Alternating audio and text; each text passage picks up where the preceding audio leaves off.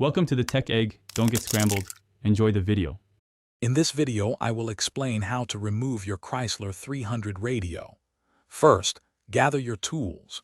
You will need a plastic trim removal tool and a 7mm socket or screwdriver. Always ensure your vehicle's ignition is off and the parking brake is set before beginning any work. This simple preparation helps ensure a smooth and safe removal process for your radio unit. Next, we will begin by carefully prying off the lower dash trim panel on the passenger side.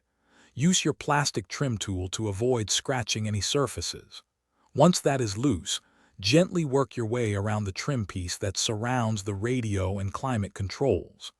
This panel is typically held by several clips, so a firm but gentle pull will release it.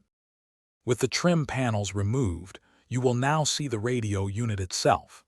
Look closely, and you will find 4 7mm bolts securing the radio to the dashboard frame.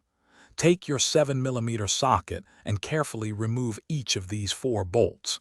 Keep them in a safe place, as you will need them for reinstallation later. Finally, gently pull the radio unit forward from the dash opening.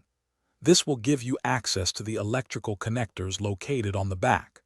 Carefully press the release tabs on each wiring harness and the antenna cable, then disconnect them. Once all connections are free, you can fully remove the radio unit from your Chrysler 300. Thanks for watching. Consider subscribing if I helped unscramble your problems.